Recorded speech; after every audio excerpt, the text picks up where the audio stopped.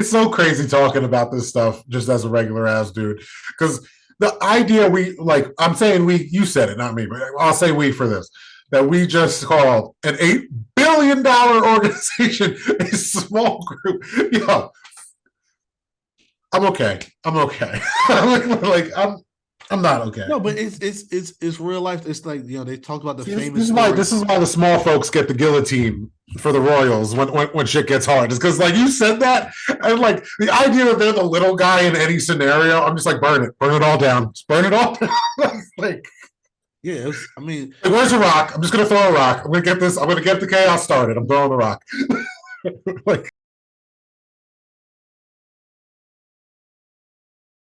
welcome back, ladies and gentlemen. It's another great day to discuss other people's excellence. I'm the unforgettable one himself, Charles is always daydreaming, and we're two guys that can take my program off to do next propaganda. We are back. It's been a minute. Yeah, it's just been a minute. Like, it's shit, just life happens sometimes. So we're just gonna move on. We're gonna act like we've been here the whole time because that's what we've been. Fuck you. what is basketball?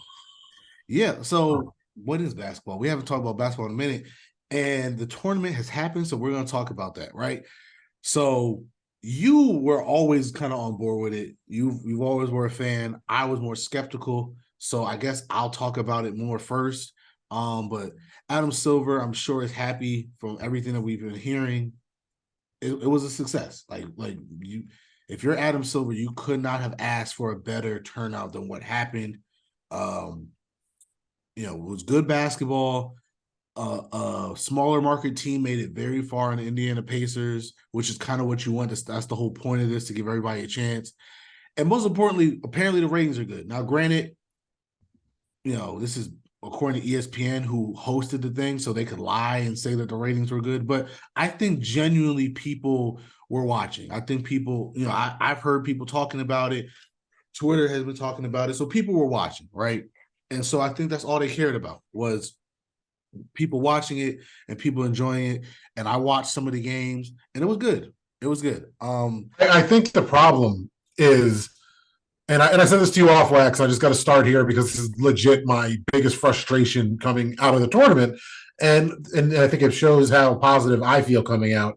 That my only frustration is, I think more than ever, we can point out who the online or the 2K basketball fans are, the ones that are chronically online, the ones that are mostly the ones arguing in threads and comment sections, but while watching highlight videos and YouTube shows, but never really ever watching these games. Because as I said before it all started, your complaint is that they're trying to make the games mean more, which has been the same complaint for years now, right? So they do something. You might not think it's perfect, but they do something, right? And it's not extra games. They're just making these early games before Christmas mean something more, right? So all these critics are essentially telling on themselves they don't even watch the regular season, because like if you're not into it, cool. But like at the end of the day, this is still just regular season basketball to you then. So your biggest complaint is you're not watching, so you're hating on something anyway. I find it crazy because both things happened. Both things what we said needed to happen happened. We said it'll help if there's a star involved in the finals.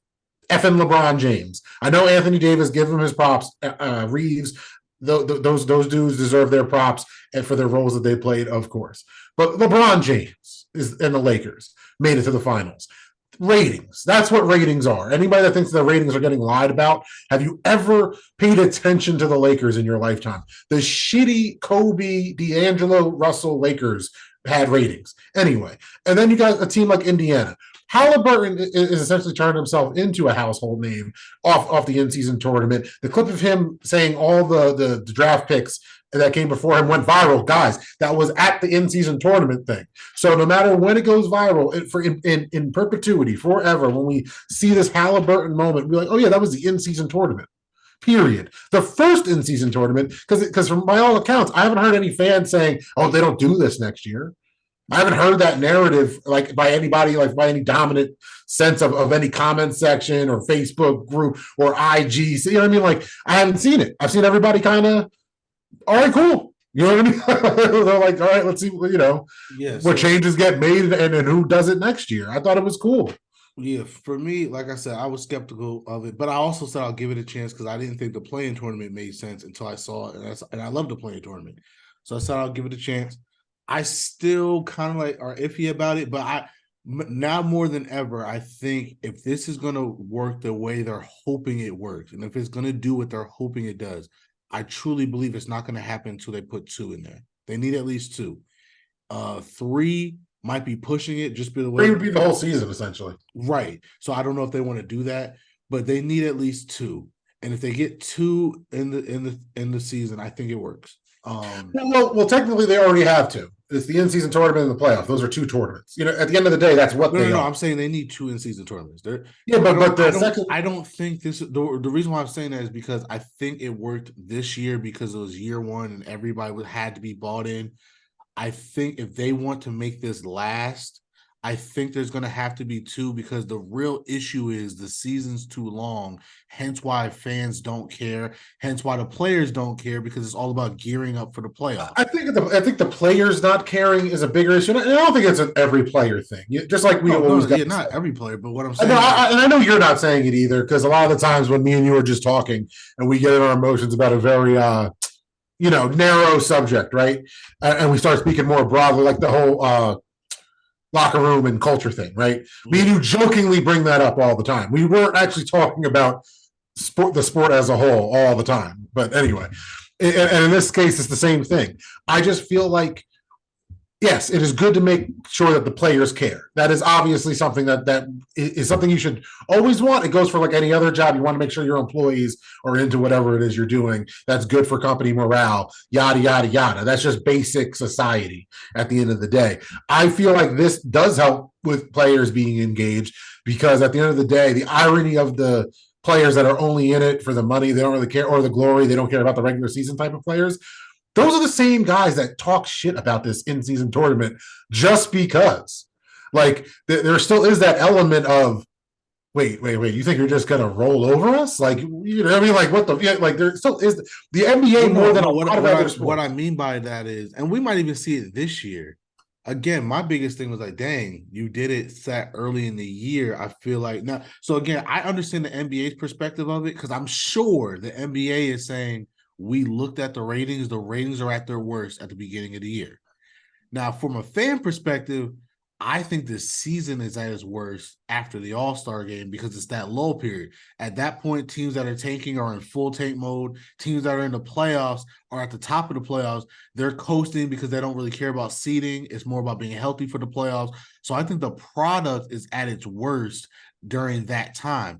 But I also wouldn't be surprised if the NBA said, yeah, but because there's no football, because there's nothing else on, the ratings are still where we would need it to be. We really want the ratings to go up in November and December because we realize fans don't really even pay attention until Christmas. So for me, I said, okay, but that still doesn't help the bigger problem of this is a long season. You need something else to kind of get us through the regular season so that we care and the players care. And that's why I say, okay, fine. Put it in November if it's a ratings issue, but for a product issue, make another one in February, like February, March. Like do a second one. Like I'm okay with it. Do if this is if this is what we want to do, cool. Do a second one because I I think get that that. helps with the regular season. If that's I what it's get that, but truly at the same about. time, that part of the season has helped. I get that half the league is tanking at that point. I understand that problem, but the opposite side of that is something like last year with the Mavericks, right? Me and you had to get on here and explain why it wasn't the same thing, because there are teams that are not tanking, or there are people saying they should be tanking that make moves at the trade deadline to try to get in the play-in now. So there's a very small window we're talking about compared to even 4 years ago in regards to this issue. So I feel like them having it But before what? Christmas. But that's the thing. It's not even about the tanking. It's you have a third of the league that's probably tanking. They're like, okay, we're not even trying to make the playoffs. We want to try to get a win, or whatever. You have another third of the league that's trying, but then you have the top echelon teams that probably aren't as trying as much because, and again, this is why I keep saying if you really want to make the regular season matter, bring back division seeding because that's the point. I No, don't want. I get that. I just mean with this putting this before Christmas, you have essentially made sure that fans are into up to the trade deadline, which is February. Am I wrong? Like that's February now. So you're looking at February to April, right?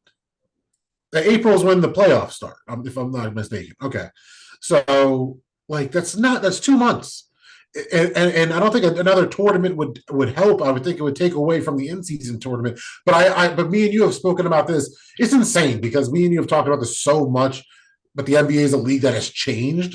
So since me and you have talked about it, there has been actual changes made to the structure of the season since you came up with your you have the in season tournament idea for the first pick or the lottery instead. So like I feel like there's a way to implement that, but the irony now is with the in season tournament, I like where it is. The best way is what you just said. It really is. It's a simple way. You don't got to really do anything. You just got to make sure that the division winners are 1, 2, 3, and then oh shit, the rest of the seeding got more interesting. And that's why I didn't like the tournament to begin with. I said because to me, I feel like you were deflecting the problem. The problem isn't what are we gonna do in the tournament. The problem is because of the way playoff seeding works. If I'm a good team, I don't care what seed I have. The Nets did that, right? There was a time like they could have got the 1 seed and they just didn't because they're like, you know what, let's just be healthy. It doesn't matter that our division rival Philly is going to get the 1 seed. We just want to be healthy. And it backfired because they ended up playing the Bucks and they all got hurt against the Bucks, right? So in another world, that was the irony of it. They were trying to be healthy, and in doing that, they ended up all getting hurt. So to me, that was the issue. But if you're not going to bring back divisional seeding, I think adding a second in-season tournament, and because and again, I'm also going off of what y'all tell me because I don't watch soccer like that. Y'all say soccer has a bunch of them during the season, so that's fine. Have two. Well, it's just different because in basketball, to make it a little bit like broader for you, right? It's just different because like there would be a tournament that's just not like so while the in-season tournament's going on, there would have been a tournament also at the same time that doesn't count towards the regular season. But we're not just playing NBA teams; we're playing G League and Euro League teams too. You know what I mean? And also to that point, yes, do a second one, but make it different. Do it in an interconference one. That's the other thing I didn't like about this. I'm like, it's still East versus West. I didn't like that. Do another one where it's interconference, where it's the same format, but instead of I forgot how they put the groups together, but it's like, okay, literally have that same formula, but instead of facing the people in the same conference at that same level, face the opposite conference at that same level. And it still works because you all play each other once a year anyway. So if you're playing everybody once, just make it those games in the tournament and in the group play tournament, and it still works. That way it's a little bit different from the one in November. And it still gives a different feel, but we still understand what it is. And again, it gives other teams a chance to do stuff. That's my biggest thing. I think my biggest fear is if they keep it at the 1, and I don't think they will. I think Adam Silver wants to do more. I think he just did 1 to see how it's going to work. But I think if they want to make this real, I think they're going to have to add a second one. I think there is a avenue, and just because we saw it this year, sadly after the October 7th terror attacks, when like even our Nets were playing Israeli teams, right? So we know they have the capacity to make this happen. Is have a tournament between NBA teams and the Euro League. The Euro League's a respectable organization. The Euro League is essentially the Champions League of a bunch of different European basketball associations from the Israeli Super League. I forget their actual names. I think it's Premier League or something like that. Yeah, but if they want to do it that way, that's fine. I don't care how. I'm kind of like there's so many ways to make it interesting while making sure that the health of the sport is like because there's something to it. Like I like you saw it. We already agree that there's a lot more positivity surrounding this than people were making it out when it was announced, right? So seeing the positivity, because at the end of the day, it's like, why are we complaining that there's basketball? You know what I mean? Like if we like basketball, I know that the season is too long, but there's a reality of they're not condensing it, they're not cutting games. Like everyone's like, oh, they should cut the games. Listen, there's a bunch of different shades of player empowerment.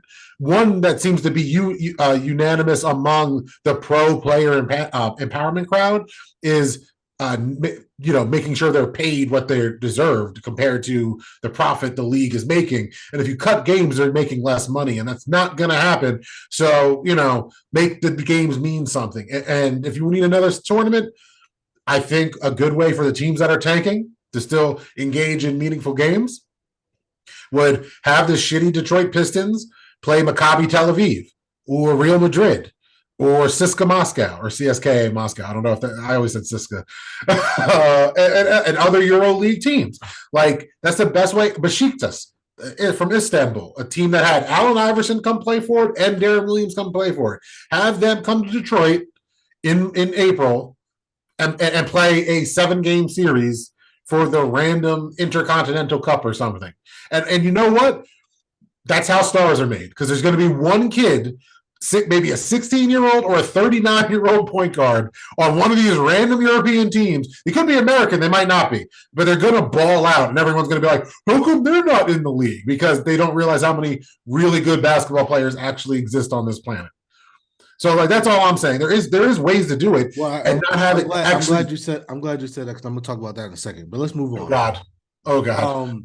So obviously, congratulations. From really good on the planet to the best player on the planet. That's crazy. Right. So congratulations to the Lakers and winning the thing, and that's great, especially the inaugural one. So obviously there was the question of what does this do for people's legacies, especially LeBron's legacy. And obviously the answer is nothing. Like, it's the first one. There's no way to compare it to other players in the past, especially who should not be. I don't think that's true. I don't think it does nothing. It does something. I think it totally does something. Well, what I was gonna say is, I think for LeBron specifically, I think it's a great thing for his Laker legacy. I think the fact that the Lakers won the inaugural title of this is a big, again, assuming that this is going to be a thing for forever. If this is just a fad that 5 years from now, this was fun, they pull the plug on it, then it won't matter at all. Yeah, if there's only 5 of these, it doesn't matter. Once we hit the 10-year mark, it's a thing. We got to count statistically. Right. And so if 50 years from now we're watching this and it's the 50th anniversary, because he made a good point. It's like, look, records are made to be broken, all that stuff, but at the end of the day, you can never take away that we won the first one. Yeah. And as people know who watch basketball, that's a big deal. Like, the fact that they won it and not the Celtics, that's why another thing, I think making a second tournament would be great, because the Celtics are going to want to win that. Like, that is a big thing. And for him specifically, should this count against his GOAT legacy? No, because Michael Jordan never got a chance to do that, and other players didn't get a chance to do it. But in terms of his Laker legacy, I think that is a big deal, because the Lakers are one of those teams that I think took a lot of pride in winning the first one, because no matter what, they're going to be able to say, we won the first one. And I'm sure anybody watching Winning Time. I'm really shocked. I'm not going to lie. You're not making a bad point. I don't want to say, I don't mean it to come off like that, because I agree with you to a certain extent. I just think that LeBron's legacy as a Laker, dude already got a ring. I know it's the bubble ring, but the Lakers don't go, oh, it's the bubble ring. You know what I mean? Like I don't think the Lakers as an organization say, oh, no, this one doesn't count. No. They counted, but somebody made a good point. If you're a Laker, you got to win at least 2 before we consider you an all-time great Laker. So, oh, no, sure. Like, I'm not trying to say he's in the top 3 conversation as a Laker. I'm not saying that. I'm saying, as far as LeBron's legacy goes, beyond a Laker, it's good to win the first one regardless of what team he won it with, right? But as far as a Laker goes, and this is me speaking as a fan, this is not some ESPN narrative I'm adding to. This is just how I perceived it going in. This is how I perceive it now. I felt like it was a bigger deal for AD's legacy to be involved in this and be as important as he was, and as good as he was. He's been playing well, more so than LeBron, because LeBron wins, and the general consensus is, okay, you know what I mean? Like, LeBron won again. I get what you mean by that. I totally get what you mean by that. I just think we saw LeBron pretty much run the finals for a decade, right? So him being dominant before Christmas isn't impressive in the context of when this season or this. But that's why I think for him and his personal legacy, it does nothing. For his Laker legacy, I think that is a big thing, because now he can say, "Hey, I won you guys the inaugural thing." Because, like I said, best believe, especially now that the Lakers won, this is going to be a thing in Boston. Yo, finally it's happened. We're recording, and a notification I got actually has to do with what we're fucking talking about for once. What happened? The Lakers will be hanging an NBA in-season tournament banner per Chris B. Haynes. Ah, there we go. Well, there was rumors that they weren't going to. Bro, it happened. It finally happened. LeBron, thank you. About say he's not the GOAT. All hail the king. Long live the king. All right, and speak. So yeah, I just think this. I'm so happy. I was going to say, like, it is so effing refreshing to do a Nets pod, right? Because technically it's a Nets propaganda pod, technically. But like, it's so refreshing to be on here after the last couple of years, be in a decent mood just about the sport, right? Not like we're not being cynical. Neither me and you, like, we have things we're always going to be cynical about. It's sports, but overall, me and you wanted to do this just because, like, yeah, we should talk about this. It was like something because we were into it in such a nerdy way. When this got announced, me and you were having a real conversation. Like, we know no one cares about us regardless, but this was extra. Does anyone besides me and you care about the in-depth argument of this?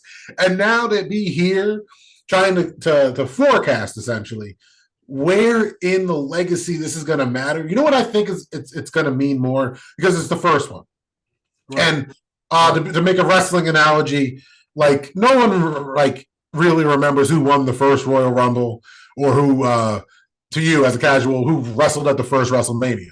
But you as a casual would be like, it's the first WrestleMania. It means something. I know what that means. You know what I mean? And yeah, this isn't, like, that's why I said Royal Rumble, guys. If somebody's going to get mad, I said WrestleMania. Like, that's the title. That's the Super Bowl or whatever, right? The NBA Finals.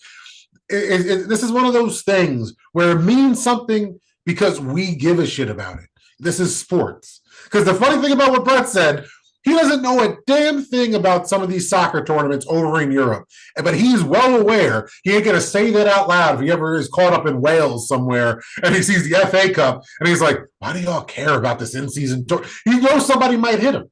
Because that's what sports is. At the end of the day, it's an irrational love for something. And there's a very real possibility in 5 years, this is a, wow, remember when they did that? And there's a very real possibility in 15 years, we're like, I can't believe this is the Celtics-Lakers Cup, essentially. Every effing year, it's just them going for it. Like, that could be real. Like, and it could be something. And that's why I think it's a big deal. And honestly, when I'm looking at Halliburton and stuff like that, a part of me just said, damn, I wish this was a thing before. Because I think for young players and specifically, this is great. Because I said it, I forgot where I said, to be honest with you, those young Cavs teams with Kai and Dion Waiters, they would have been a lot of fun watching in this type of setting. Our next team won it. I might not have won it, but for a lot of people that didn't get a chance to see those teams, they were like, oh my God, who's this guy, Kyrie Irving? Who's this guy, Dion Waiters? Like, that would have been our teams. Our teams. Yeah. Our teams. The Nets. How many, like, if this has existed, just hypothetically, instead of 2023, it was 2003. We'd have a few of these. Yeah. Like I'm just keeping it a buck. Like Kidd and Vince Carter would have won one of these. Like the Nets team, like, oh my God, imagine if the Nets team with deloading had this. You know what I mean? Like, we would never, first of all, now I'm glad it never happened, because we would have never heard the end of it. Oh my God. We'd still be looking at that banner with pride. With pride. We were the kings of the North at once. We were the kings before Christmas. Right. It was a wonderful Christmas. Ugly jerseys, but a wonderful Christmas. A wonderful Christmas. Oh, those stupid sleeve ones. I have 2 of them. Right. The whole line was full with honey. Bro, those Brooklyn Dodgers Christmas jerseys, low-key, fire. Oh, I still have one. I still have a Joe Johnson one. It's amazing. Oh, woo. Asia has a Joe Johnson one and a KG one. Nice. Now, real quick on LeBron too, there was a talk about him owning the Vegas team, and he brought it up again and everything else. I just want to make myself very, very clear. LeBron James will get a team. It will not be Vegas, nor should it be. LeBron James, I love you, my good brother, and I know you. You keep saying it publicly because you're trying to, like, pressure them into giving you Vegas.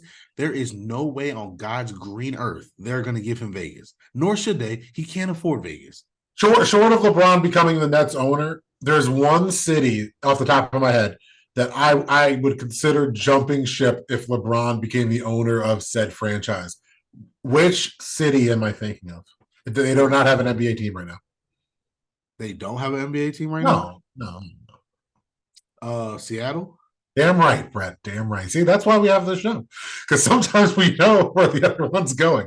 I'm a Well, simple man. but you know what's funny? I don't think they would give him Seattle either. So I don't think so either. I'm just saying. I'm just keeping it above. Okay, it's two. Hold on, real quick, because you said this about how much talent there is in the world, right? This is why, and I did a pod about this. There is enough talent where the NBA could do 4 teams if they wanted to. There is enough talent. We keep acting like this is football. You only need freaking 12 people on a roster. There's no, I agree. I agree that the NBA there are more than 40 guys out in the world that are good enough to play in the NBA. They could create 4 more teams. Like, relax, guys. Like, we're not going to 100 dudes, and we could create like way more than 4 teams. People, oh look, they suck. No. The whole pool is getting spread out if there's that many more teams. Right, because there's that many more salary caps. You know what I mean? I truly think they're going to come up with 4 teams. We know Seattle and Vegas; those are 2 big ones. Oakland.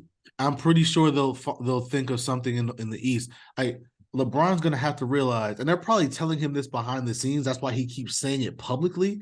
But they're going to be like, "Yo, LeBron, Louisville is a very nice city, bro. Like, you like Louisville. You're from the Midwest. It's right outside of Ohio. You'll be fine."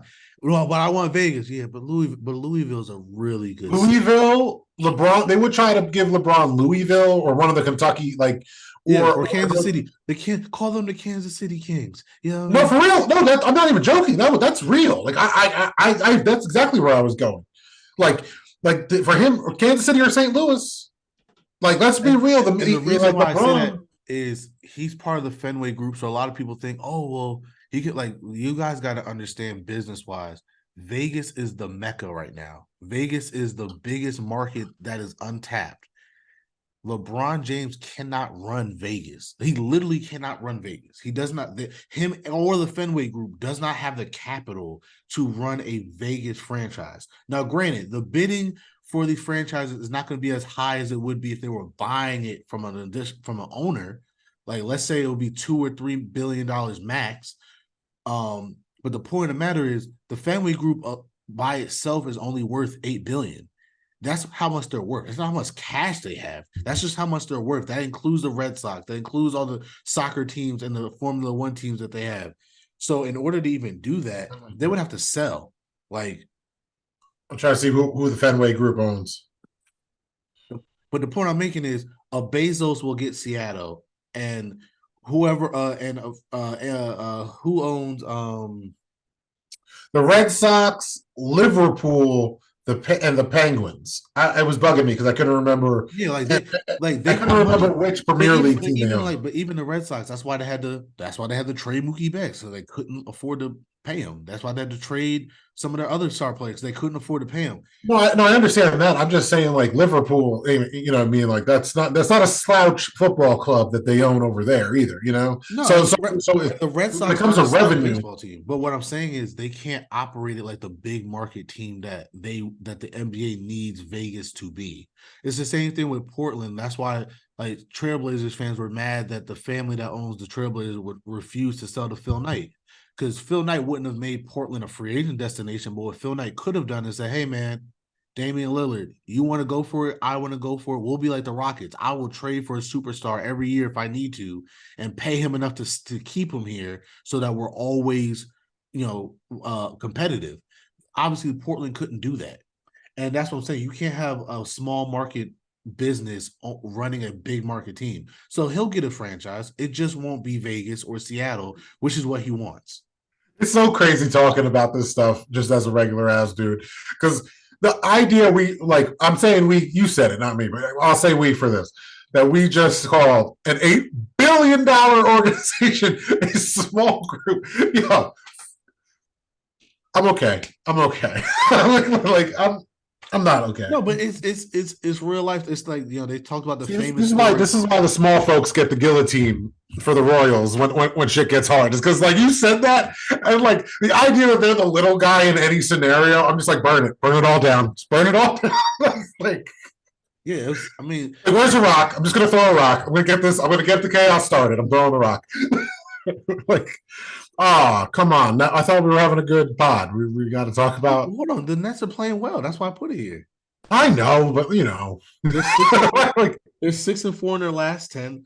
I'll admit, last time I looked at the standings, they were like a couple games under 500, and they were in 11th place. And I was like, oh, okay, well, good season, y'all. But now they've been playing well. They're 6-4 in their last 10. They're in 8th place right now, and they're trending upwards. I think they've won like 3 of their last 4. So I'm actually and well, eighth, seventh, who are the Knicks and Cavs, who are in sixth place at the time of recording, all have 9 losses, and we're all kind of just right there together in that, in that bottom of the playoff tier where me and you thought we would be, regardless. Right now, I all props to coaching. Let's be real. It's small return. Really close on returns right now. It's still very early in the season, but this is exactly what my side of the Nets fandom wanted to see from so far, was this type of team. You know what I mean? And I'm saying it like that just because I know you're a results type of guy. You're like, I don't care if I like them if they suck. And I think you saw already what you wanted to see was 11th place wasn't acceptable. And these guys already started picking up the pace. No pun intended. Like, these guys are, I think it's funny because when we first talked about the Nets on here in this season of Nets propaganda, Cam Thomas was the discussion. And just to be fair, because neither me or you are Cam Thomas haters, we just get called haters by the stands that, again, are chronically online and not watching the games, is I haven't heard as much about Cam Thomas since. I'm just going to leave it at that. He's not regressed. He's just fell back into his role and came back down to earth, as one does. Again, calling back to when Brett just said about those young Cavs teams and how they could have won the tournament early in the season. Young players, a lot of them hot as F when they start the season. Pause. But I think that I like everything I've seen. It sucks that Ben Simmons obviously is hurt and not playing, but honestly, the team looks fine without him. It's just annoying because we were seeing the version of Ben Simmons you believed we would be able to see. All props to Brett for making sure that this guy with a bad back wasn't overly harsh with that guy with a bad back.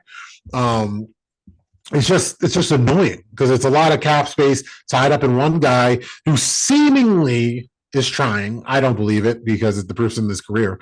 But this is just frustrating because you see that if they're the type of team that the realist in Brett wants to say this is their ceiling, a scrappy team that's going to get to the playoffs, but they're going to falter early in the playoffs, and that's what he's seeing now. I already know that's what he sees now, and it's annoying because part of Brett, the imagination guy that you guys have to deal with every single mock draft, that guy with the imagination that's in there, he knows there's like a 1% chance that the ceiling's way higher.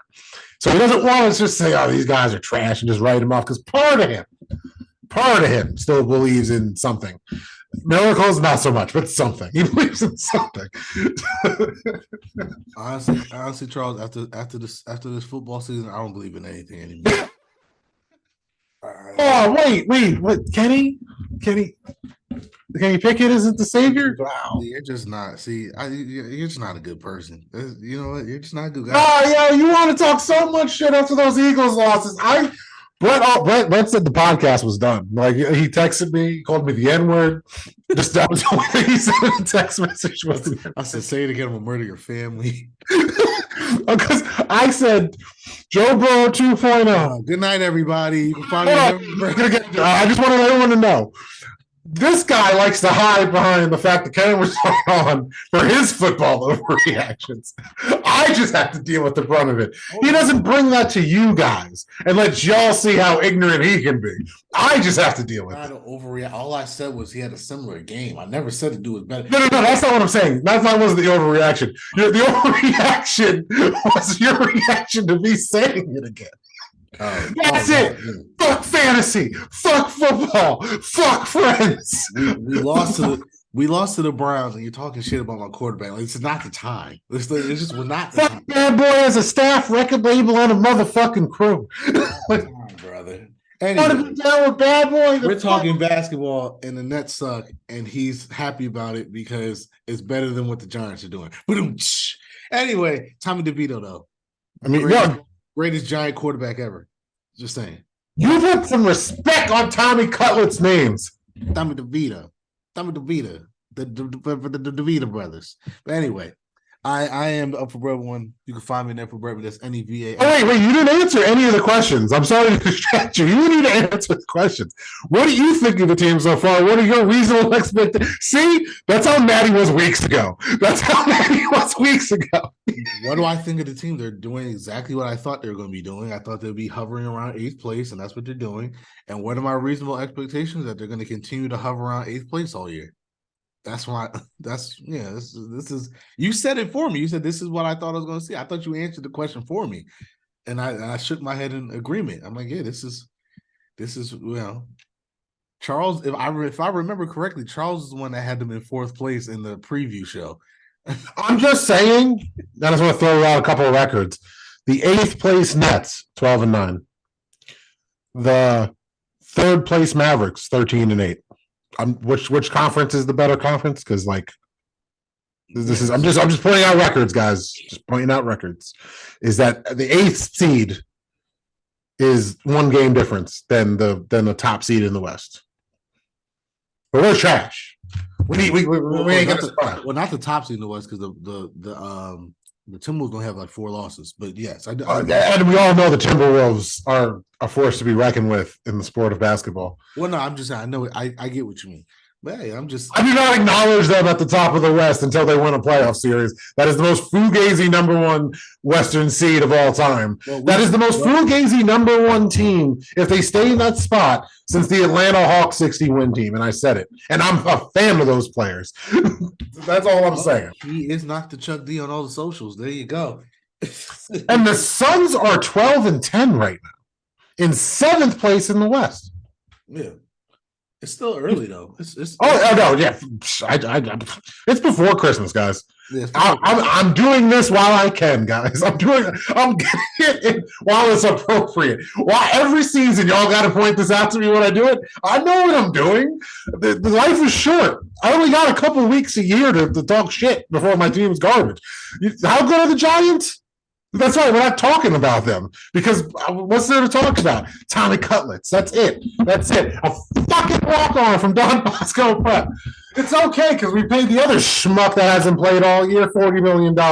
Just like the other schmuck for the Nets that's getting paid $40 million to not fucking play. You don't get paid $40 million to not play? I can. You can pay me $40 million. You can pay me $40,000 and I won't play. Yeah. Same result. Way less money. Right, that's true. I'll pull a hamstring real quick. My back is already hurt. You don't even got to do nothing. I come pre-approved already. We are at the _dope. I just got so depressed thinking about my Zooms. On Instagram and Thread, the Dope Blog, all one word on Twitter. We're going to start doing more nerd shit because we're not happy enough within sports. With nerd shit, at least me and Brett can space out about Pokemon and Game of Thrones for a good 45 minutes. How it went from the Dope Blog to the depressed fans. Nobody knows the buckets. Join us next time as we discuss other people's excellence, which obviously isn't our teams, which is why we're so depressed. Thank God for LeBron James. All hail the king. Long live the king. Deuces. Peace.